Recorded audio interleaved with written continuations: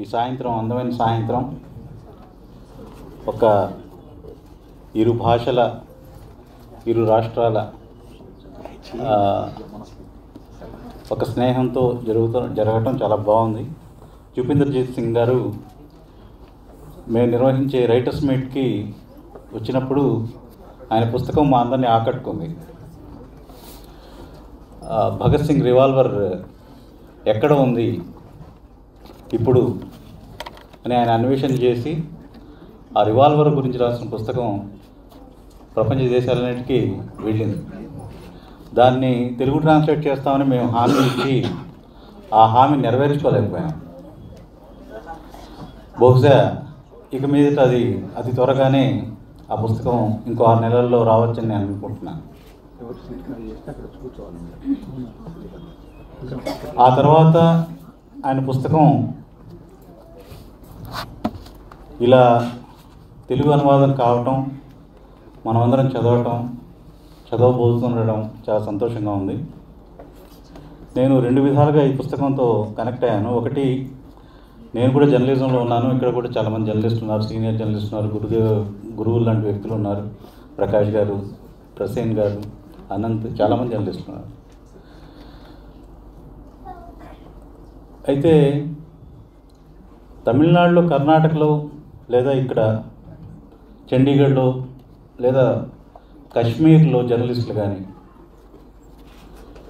వాళ్ళు చేసే పని, ముఖ్యంగా క్రైమ్ బీట్ చూసేవాళ్ళు, తెలుగు జర్నలిజంలో క్రైమ్ బీట్ చూసేవాళ్ళు ఏమాత్రం చేయరు. నేను 95లో హైదరాబాద్కి వచ్చినప్పుడు మొత్తం పోలీసులు లేదా పాలనా వ్యవస్థ పత్రికా రంగంలో ఇద్దరికి భయపడేది. ఒకటి ఎడిటర్కి, 2 క్రైమ్ చూసేవాడి. నేను హైదరాబాద్కి వచ్చిన కొత్తల్లో 2-3 పత్రికలే ఉండేవి. ఒక పత్రికలో నేను పనిచేసేవాడిని. ఆ పత్రిక క్రైమ్ రిపోర్టరు చిన్నారి బిడ్డని పని మనిషి ఏదో అలిగి చెప్పబెట్టుకుని తీసుకెళ్ళిపోయింది. మా పత్రికలో పనిచేస్తున్నాడు కాబట్టి అందరం పొలమని వెళ్ళాము, ఎక్కడికి పోయాడు ఆ బిడ్డ, దొరుకుతాడా లేదా అని. మీరు నమ్మరు, ఒక పెద్ద బెటాలియనే ఆయన ఇంటి దగ్గర మోహరించింది. క్రైమ్ రిపోర్టర్ ఆయన వచ్చి డిఎస్పీ స్థాయి వాళ్ళు కూడా ఆయనకి సెల్యూట్లు కొడుతున్నారు. అరే, క్రైమ్ రిపోర్టర్ ఎందుకు పోలీసులు ఇంత మర్యాద చేస్తున్నారని మెల్లమెల్లగా ఎవరికైనా ఆలోచిస్తే అర్థమవుతుంది. మా తెలుగులో క్రైమ్ రిపోర్టర్లు పోలీసులతో ఎలా పనిచేయాలో తెలిసిన వాళ్ళు.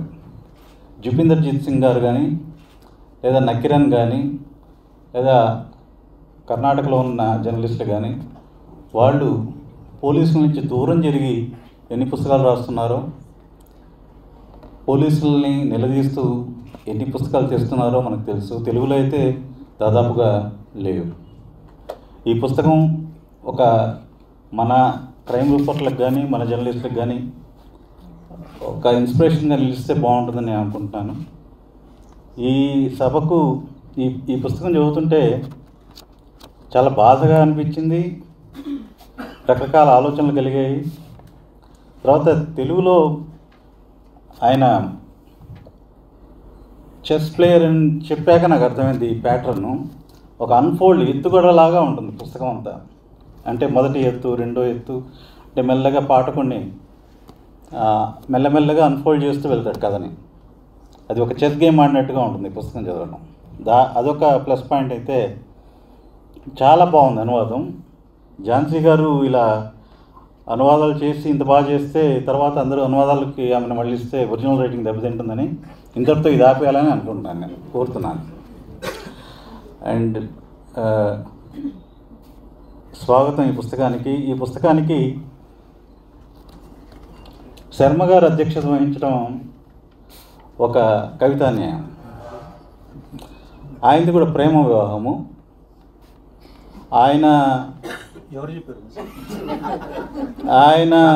ఆయన నేపథ్యము, ఆయన శ్రీమతి నేపథ్యం ఒకటే కాదు.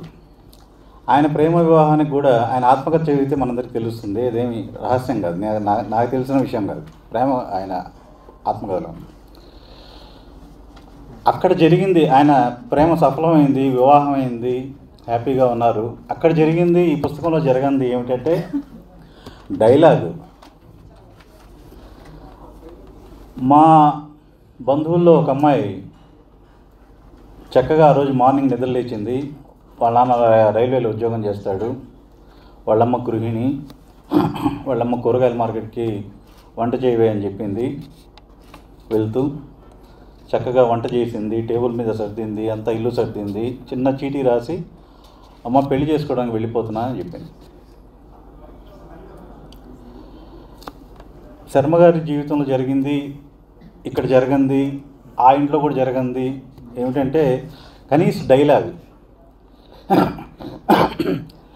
మా ఈ సినిమాలు నేను కూడా ఇంటర్ డిగ్రీ చదువుతున్నప్పుడు ఆ హీరో హీరోయిన్లు ఇంటి నుంచి పారిపోయాక భలే ఉంటుంది అది. వాళ్ళు అడవికి వెళ్ళి అందమైన గుడిసె కడతారు, పాట పాడుతుంటారు, వాడు గొడ్డలి పట్టుకొని కట్టెలు కొట్టడానికి వెళ్తుంటాడు. అసలు అద్భుతంగా ఉంటుంది. గడ్డి ఉన్న లారీ దొరుకుతుంది వాడికి, ఆ గడ్డి ఉన్న లారీ మీద వాళ్ళు పడుకొని పాటలు పాడుతూ వెళ్తుంటారు. అద్భుతంగా ఉంటుంది. తల్లిదండ్రులకు ఏమీ చెప్పక్కర్లేదు, ఇలా వెళ్ళిపోయి మనం ఏముంది ఏ అడవికైనా వెళ్ళి చిన్న గుడిసె వేసుకోవచ్చు కదా అనుకుంటారు. అసలు డైలాగే అక్కర్లేదు అనుకుంటారు. ఈ ఇరు తరాలు, ఏ తరమైనా ఏ కాలమైనా, 100 ఏళ్ళ తర్వాత అయినా 100 ఏళ్ళ ముందైనా తమ ఇష్టాన్ని చెప్పడానికి పిల్లల్ని చెప్పగలిగే స్వేచ్ఛ, స్నేహము తల్లిదండ్రులు ఇవ్వకపోవడం, తల్లిదండ్రులు పిల్లల ఇష్టాలు ఏమిటి, వాళ్ళని కన్సిడర్ చేద్దామా మన ఇష్టాల్లో, వాళ్ళ ఇష్టాలని అనే చర్చకు తావివ్వకపోవడంతో ఘోరమైన, చాలా దారుణమైన, పరువు ముసుగేసుకున్న అకృత్యాలు జరుగుతున్నాయని ఒక కారణంగా చెప్పొచ్చు. కనీస చర్చ లేకపోవడం ఇరువైపులా. కానీ దాని గురించి అంటే ఎక్కువ సాహిత్యం కూడా రావాల్సిందేమో అని అనిపిస్తూ ఉంటుంది. తెలుగులో మొదటి పరువు హత్య మీకు అందరికీ తెలుసు కదా, అలరాసు పుట్టిల్లు. పరువు హత్య మీద మొదటి కథ అదే తెలుగు సాహిత్యంలో. కళ్యాణ సుందరి జగన్నాథ్ రాసింది. ఆమె పెళ్ళయ్యాక పదే పారిపోయి వస్తుంటే కాలువలో తోసొచ్చేస్తాడు భర్త, అన్నయ్య. అదే తొలి పరువు హత్య. అక్కడి నుంచి మనం ఉన్నాము, మనం రాసాము కూడా.